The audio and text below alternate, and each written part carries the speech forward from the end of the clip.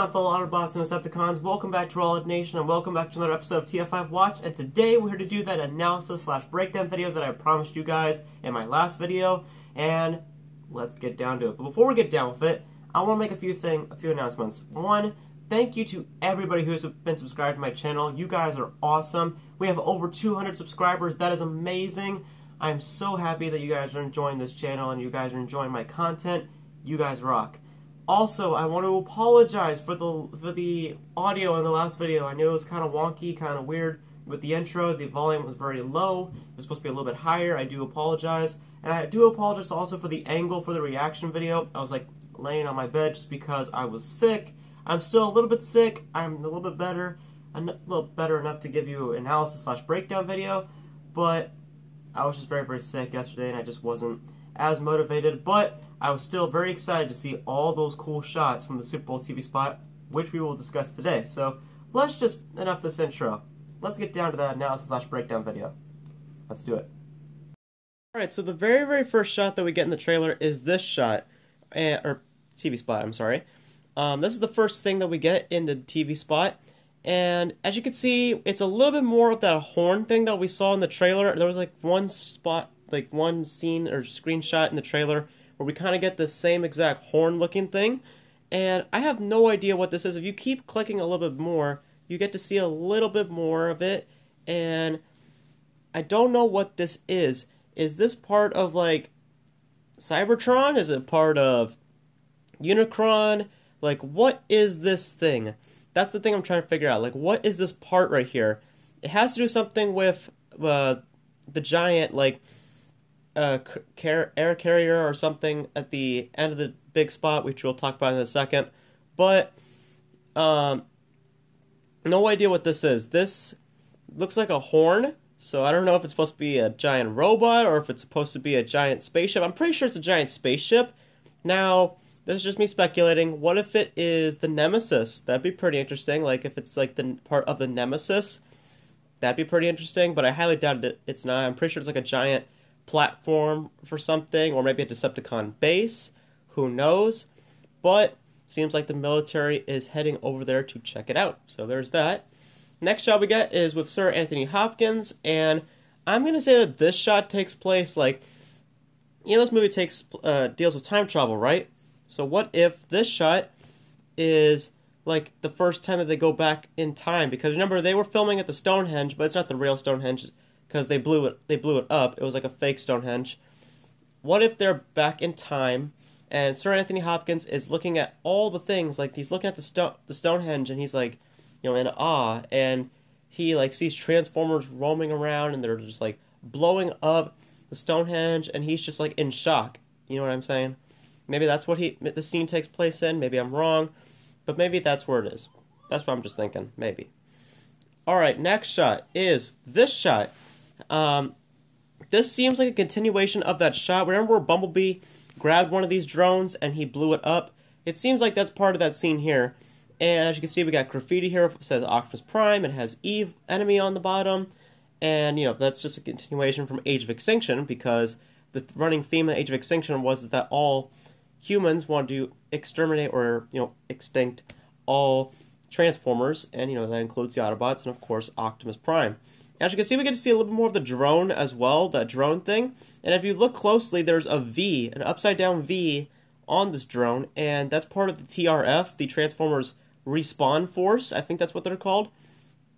And I think that Josh Duhamel, Captain Lennox, is part of that force. And it seems like they're operating these drones that just roam around cities and protect you know, city blocks and stuff. It kind of reminds me of an Ed 209 from RoboCop, in my opinion. I don't know why, but it reminds me of that. It also reminds me of walkers somehow with the legs. But wouldn't it be cool? This is just me speculating. Wouldn't it be amazing if this tech was from KSI? That's what I'm just thinking. What if it was from KSI? But it's probably not. It's probably military created. But it looks really cool.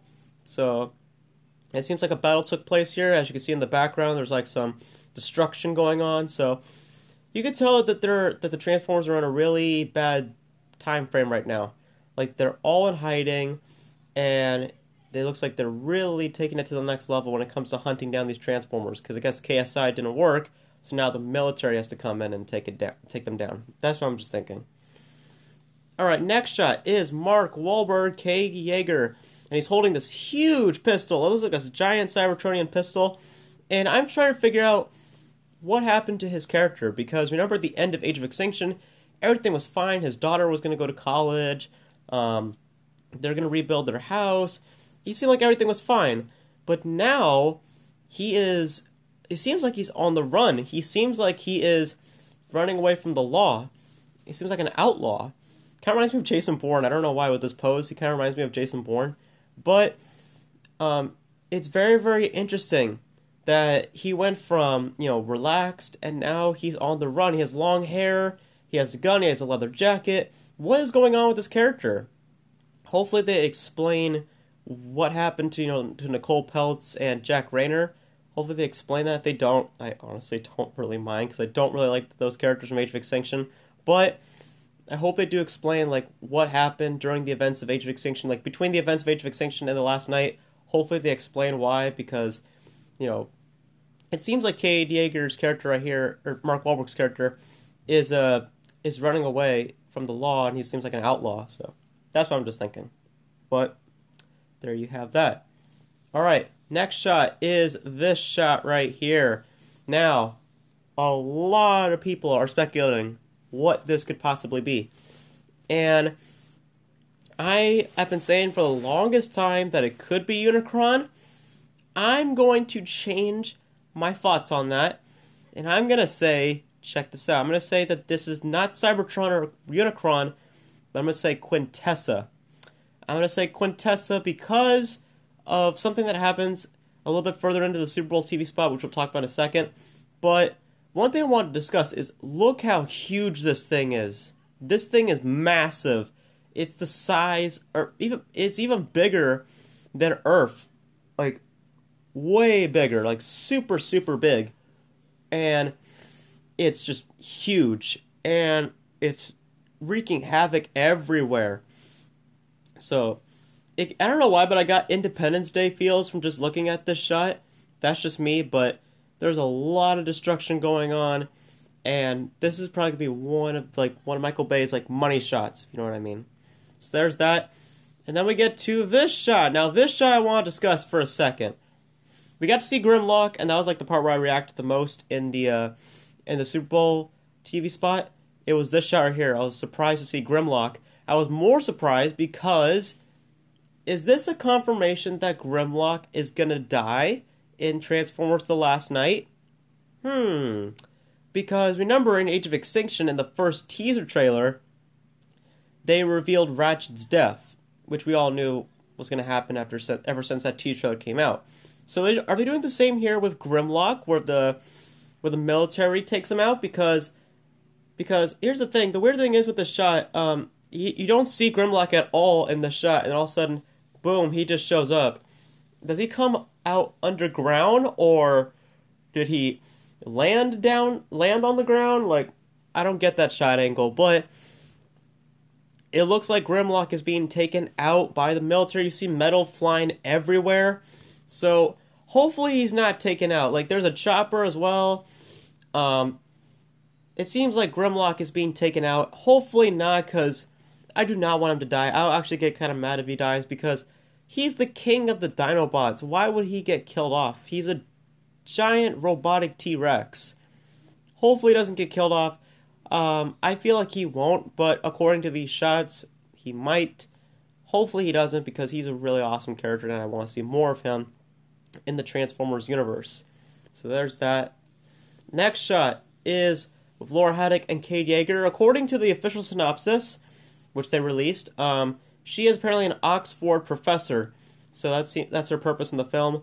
I also suspect that her purpose in the film is also the love interest for Cade Yeager. That's just my speculation on my part. I think that she's also a love interest.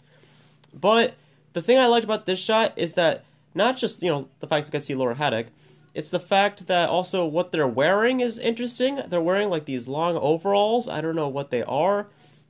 Maybe it's from the military, who knows. But also behind them, you see a lot more of that planet thing, like more of the planet's texture and structure. And I feel like this is Quintessa. I think I've given up on the Unicron thing because this TV spot kind of convinced me that it's not Unicron because of the thing that happens during this scene. What happens during this scene is this. There's a female voice that pops up, and she says, "Your world is dying. Do you seek redemption?"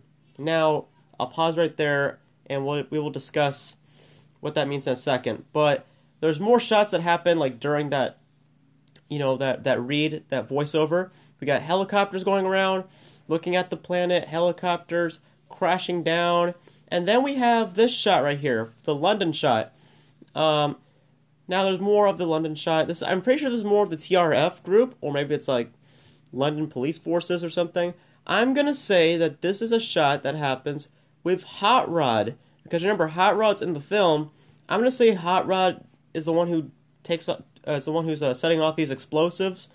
Maybe Bumblebee and Hot Rod are like teaming up, and they have to leave. I have also a big feeling that Hot Rod's not gonna have a huge purpose in this film.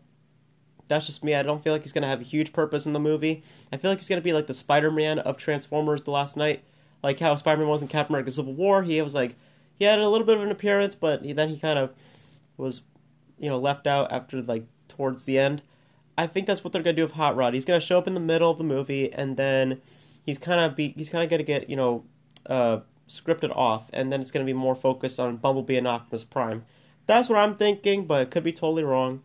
But I feel like this is a scene that involves Hot Rod, so that's pretty cool. And then we get to, we got Isabella Moner, which we've seen in the trailer. We got this one, which we've seen in the trailer, and then we get to this shot. Now let's go back to the beginning of the trailer, or the TV spot. These structures, this thing that's coming out of the water, it's not this thing at the beginning of the trailer, which needs to pop up in a second. This thing. These structures look the same. They look the same in terms of color.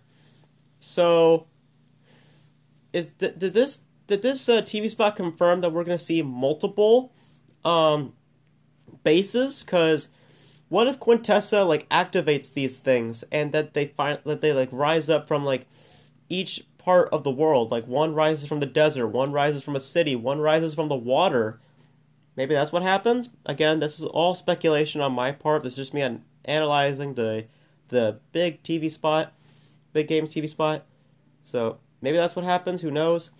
But it still looks really cool. And then here's the part where I want to talk about.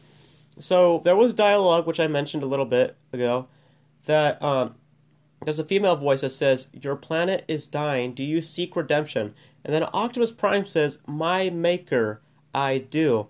So, is Optimus Prime speaking to one of the creators? I'm pretty sure that is what this big game spot is confirming. And it is very, very interesting that, one, it's a female voice, and two, it is the fact that, that these Quintessons, or whoever the creators are saying, like, "Do you seek redemption?" And Optimus is like, "My maker, I do." And then what happens is that, once he says, "My maker, I do," his eyes just turn purple. So, does that mean that whatever happens with him and the creators kind of, how do you say it? They kind of trick him to become Nemesis Prime? Or, check this out, here's a huge theory. You remember in the teaser trailer, we see Optimus Prime floating in space. What if Quintessa, the planet, or the Quintessons find Optimus Prime, they repair him, bring him back to life, and then they tell him about, Optimus Prime, and Optimus Prime explains to the Quintessons, like, why he's here, why he's looking for them, and the creators are like, "Your planet is dying, do you seek redemption?" And when he says, "I do," then they flip the switch, and he becomes Nemesis Prime. They infuse him with Dark Energon, or something. Maybe. That's, again, all speculation on my part. It could be total BS what I'm saying, but that's just speculation on my part. Maybe they infuse him with Dark Energon, and that's what brings him back to life. Who knows? But I like this face shot that we have here. He's half blue and red, so that's interesting. So, again, that's all speculation. Maybe he becomes Nemesis Prime. Maybe this is Nemesis Prime. I am still saying that Nemesis Prime is in this movie, regardless. I still say Nemesis Prime is in this movie. I'm pretty sure he's in this movie. Next shot we have is Cade Yeager, who is fighting something, and he looks beaten up. So, not much context here. Laura Haddock screaming. And then we got Optimus Prime slamming Bumblebee down. Now, I want to talk about the next fight scene that happens with Bumblebee and Optimus. Check this out. You know, he punches him out, and look at the thing that Bumblebee is holding. He seems to be holding some kind of hammer. Now, this is just me speculating. This is someone else. Someone else also speculated this. I don't know what the YouTuber's name was, but what if Bumblebee is holding the forge of Solus Prime? Because think about it. Look at this, the form of that hammer. It looks like the forge of Solus Prime. And look how powerful that swing was. It was able to take Optimus Prime out and his shield down. So this is a powerful weapon. So this is just a theory. What if when Bumblebee goes back in time, he finds this weapon? This is like one of the artifacts that he has to find to take down Optimus Prime, which is the forge of Solus Prime. Maybe that's a weapon that he needs to, to go toe-to-toe with Optimus Prime. Because maybe he goes back in time, and they have to find the artifact. And while they find the artifact, Bumblebee stumbles upon the forge of Solus Prime, and he uses that weapon to take down Optimus Prime. Maybe that's what happens. Maybe the artifact is the forge of Solus Prime. I'm pretty sure it's a sword or something, but if it is the forge, that's very, very interesting. And it's pretty powerful, because look, he like jumps up, and he's about to take Optimus Prime down with this giant weapon. So, also, the one thing that I love about these shots, they are beautiful shots. The CG is absolutely beautiful. This looks really well animated and well CGI'd. Because look at these shots. Like, if I just pause on these shots, they are just magnificent. They are beautiful looking shots. Like, very slow. A lot of slow motion in this TV spot as well. A lot of slow motion. But very nicely done. I really like all the CG. It looks very vivid. It looks nice. We can actually tell what's going on. So, yeah, that's pretty much it for the analysis for the big game spot. It was a really cool big game spot. We're going to have an extended TV spot tomorrow, so that will be amazing. So we're probably going to get more footage. And, of course, we'll do a reaction/breakdown for that as well. So that is it for my analysis/breakdown for the Super Bowl TV spot. Hope you guys enjoyed it. You guys let me know your thoughts/theories on the Super Bowl TV spot, and what do you guys expect to see tomorrow on the extended TV spot. And that's it for this breakdown/analysis video. Hope you guys enjoyed it. We are Roll Out Nation, and we always roll out. See you next time.